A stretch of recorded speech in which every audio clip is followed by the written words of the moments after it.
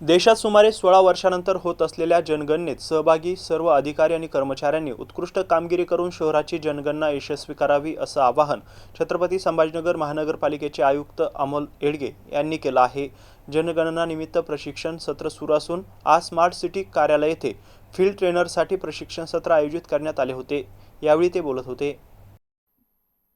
यावेळी आयुक्त येडगे म्हणाले की भारतात प्रथमच डिजिटल स्वरूपात जनगणना होत असून या प्रक्रियेचा भाग होण्याचा अभिमान सर्वांनी बाळगावा। फील्ड ट्रेनर्सनी प्रशिक्षण गांभीर्याने घेऊन प्रभावीपणे पुढे द्यावे असे त्यांनी सांगितलं।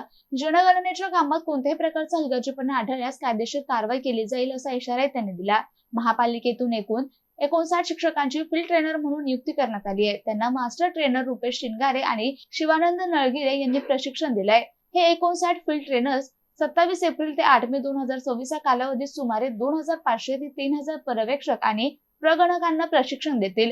प्रशिक्षित पर्यवेक्षक आणि प्रगणक 16 मे ते 14 जून 2024 या कालावधीत घरोघरी जाऊन घरगणना करतील। त्यानंतर फेब्रुवारी 2027 मध्ये मुख्य जनगणना प्रक्रिया राबवण्यात येणार आहे।